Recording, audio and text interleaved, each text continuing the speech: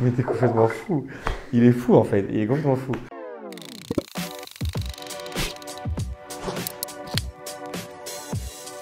C'est le roman de Michel Tournier qui m'a inspiré mon artiste Speranza initialement. Du coup, c'est une réécriture de Robinson Crusoe. Et après, j'ai rajouté la particule Lord parce qu'il y avait une dualité qui se créait dans mon personnage entre morceau ego trip, conscient, altermondialiste, et morceau plus fragile, plus romantique, plus à fleur de peau, je dirais. L'écrasement de tête, section d'assaut classique, une de mes plus grandes inspirations. Moi, j'ai grandi dans le 18e, j'étais pas loin du 9e. Du coup, la rue Milton, etc., je les voyais parfois même rapper encore. J'ai des souvenirs assez impérissables de quelques freestyles anthologiques de eux dans les rues du 9e. Et du coup, ouais, ils ont clairement fait partie des groupes qui m'ont donné envie de rapper très jeune, quoi, à 12-13 ans. Bien avant l'éclosion de l'école des points vitaux, de Désolé et tout, quoi.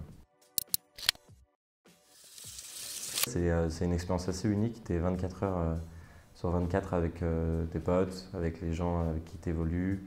Tu bouges jamais vraiment du lieu. C'est à la fois très cloisonnant et à la fois synonyme de liberté parce que tu crées des relations très fortes. Et je pense que ça restera les plus belles années scolaires de ma vie. Oui, parce que j'ai commencé le rap là-bas, c'est vrai. J'ai écrit mes premières chansons là-bas. Et du coup, j'étais un peu livré à moi-même. Et bon, après, j'écrivais depuis assez longtemps. J'ai commencé à écrire vers 12-13 ans. Mais à l'internat, j'ai commencé à écrire mes premiers textes de rap vraiment. Parce qu'avant, c'était plus des poésies, des petits poèmes, des petits textes et tout. C'était pas vraiment du rap, quoi. Roméo et Juliette, Shakespeare, ouais. C'est une des pièces que j'ai vues à la Comédie Française avec ma grand-mère qui m'a inspiré le nom de mon premier EP, Drapeau Noir. Il y avait aussi un poème de Baudelaire où il parlait d'un drapeau noir planté sur le front. Mais ouais, c'est une des pièces les plus belles que l'humanité ait vu naître et ça m'avait beaucoup inspiré. Majeur mineur, l'inévitable, le grand, l'unique, mon compositeur avec qui je travaille depuis quasiment le début, qui a quand même produit tout mon premier album, Drapeau Blanc, qui arrive le 24 mai, et que j'embrasse très fort, qui est une personne fondamentale, autant humainement que artistiquement, puisqu'on collabore bien sûr sur la musique et on échange aussi beaucoup d'idéologies communes. Donc, bisous mon ref. Elle se fait sur Twitter, ouais. Putain, t'es bon. La connexion, elle se fait sur Twitter, ouais. Il m'envoie un message, on avait un entourage en commun en fait. Okay. Et c'était il y a 3 ans. Et c'est drôle parce qu'il dit que je suis son ami d'enfance depuis 2 ans. Il y a un truc très fort dans la relation alors qu'en réalité, ça fait peu de temps qu'on se connaît sur l'échelle d'une vie. Comment t'as trouvé ça? Tu peux répondre à cette question avant que j'y réponde moi? Je suis fan de ce jeu. J'y ai joué très jeune, quand j'avais 10-11 ans.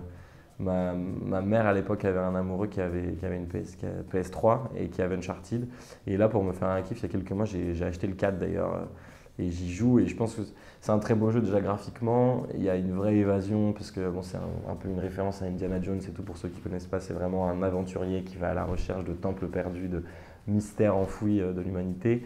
Et en fait, c'est un super jeu parce que il est historique et du coup tu apprends plein de trucs tout en étant ludique. Donc voilà, Nathan Drake, t'es mon gars frérot. Je pense qu'aujourd'hui on a grandi avec un accès à l'information sur internet assez incroyable et c'est important de conscientiser les problématiques majeures qu'on rencontre.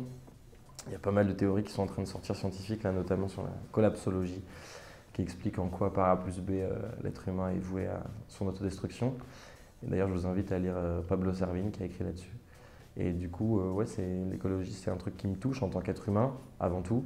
Et du coup, je pense que c'est important d'avoir une conscience et d'essayer de la transformer avec le début de notoriété naissant que je suis en train de connaître. Donc, j'essaie de rallier un peu les causes, mais c'est beaucoup plus grand que moi, ça me dépasse. Il y a ce discours très beau de Greta Thunberg là récemment. C'est la jeune Suédoise, je crois, qui a fait un truc très touchant. Même tous les jeunes qui sortent dans les rues et tout, c'est cool de voir que les générations se mobilisent. Après, la question se trouve dans la réponse, est-ce qu'il y aura vraiment de l'action? C'est toujours la même problématique. Inspiration, quelqu'un que je trouve très doué. J'aime beaucoup le mix des genres qu'il représente entre variété rap sur des prods plutôt trap. Et ouais, très admiratif de son parcours. un garçon que j'ai rencontré en plus que j'ai trouvé très sympathique, donc que j'embrasse, Ellie. Je pense l'illustration d'énormément de travail, de plusieurs années d'acharnement, de rencontres, de sacrifices, ouais, de mise en relation, d'écriture bien sûr. Du coup, une fierté en réalité. Et c'est beaucoup de stress aussi, puisque du coup, j'ai plus de recul. Je l'ai vraiment fait sur cette dernière année. Il y a des textes qui datent même bien avant. Donc, je suis juste pressé de le sortir et de voir ce que ma communauté en pensera. Et le plus de gens possible, espérons. Mais en tout cas, super cool d'en parler avec vous. Le seul feat de l'album, sur le morceau Laisse aller, que j'ai rencontré en séminaire universel. C'est une fille super, elle est pleine de vie, très entrepreneuse, très créative. J'aime beaucoup Iseut. Et elle a pas le sentiment de gêne. Elle est américaine dans l'esprit, dans son rapport aux autres. Ce qui fait que quand tu la rencontres, si tu t'entends bien avec elle, ça crée un truc très fort tout de suite parce qu'elle n'a pas le temps pour le paraître. Et ça, j'apprécie beaucoup. Delati, l'un des deux artistes que je produis, Ismaël, ouais, sur mon label Par Amour. J'ai créé ce label il y a quasiment un an maintenant. Je l'ai signé chez Columbia.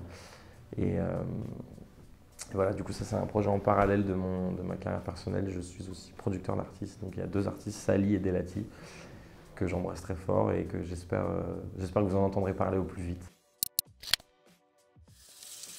C'est Vézelay, ok, ouais. T'es bon, putain. Ça, c'est la Bourgogne. En fait, j'ai découvert. Mon père a une résidence là-bas. Il a acheté une maison il y a quelques mois.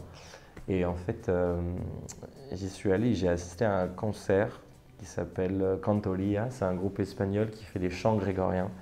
Et je voulais les inviter sur mon deuxième album. Mais là, tu es en train de tout teaser. Donc voilà, allez pas voir. Et peut-être un jour, vous entendrez des chants grégoriens. Ça tue. Only Naza. Oh, putain. Alors, Only Naza, c'est mon premier groupe de rap. J'ai commencé à 16-17 ans. Enfin, j'avais commencé un peu à sortir des chansons avant. Mais Only Naza, ouais, c'est le groupe que je composais avec Cachemire et Noé Vecide, qui aujourd'hui sortent aussi des super morceaux de leur côté. Et du coup, ouais, c'est un peu le début, le commencement de beaucoup de choses. J'ai beaucoup appris dans cette expérience parce que c'était des rêves de grandeur qui se confrontaient à la réalité économique et même, je dirais, ouais, ancrée, quoi. Parfois, il y a les rêves et puis il y a ce qui se passe réellement. Mais en tout cas, gros love sur mes frérots avec qui j'ai commencé. Ah oui, oh là là là là. À Aubenas, oui, c'est vrai, il y a des filles, des supportrices fidèles que j'embrasse qui sont arrivées avec un classeur rempli de 50 pages avec tous mes textes imprimés, des photos, des trucs exclusifs qu'elles avaient trouvés un peu partout. C'est toujours un peu déstabilisant et à la fois très touchant. Donc, oui, c'était un des souvenirs après le concert les plus impérissables, je dirais. Ouais. Oh là là là là là là. Mais t'es complètement fou. Il est fou en fait, il est complètement fou. Ouais, c'est ça, ouais. Je suis un prestidigitateur à l'allure fugitive. Ouais, t'es pas loin, ouais. T'as fait un bon découpage. Putain, le con. Ouais, bah du coup, ça voulait pas dire grand-chose. Quand j'ai commencé le rap, j'aimais beaucoup faire rimer des mots ensemble. Puis après, je me suis rendu compte qu'on pouvait toucher les gens en nourrissant leur cœur. Mais en tout cas, bienvenue pour cette interview. C'était de loin la plus créative. À bientôt, l'ami. Merci.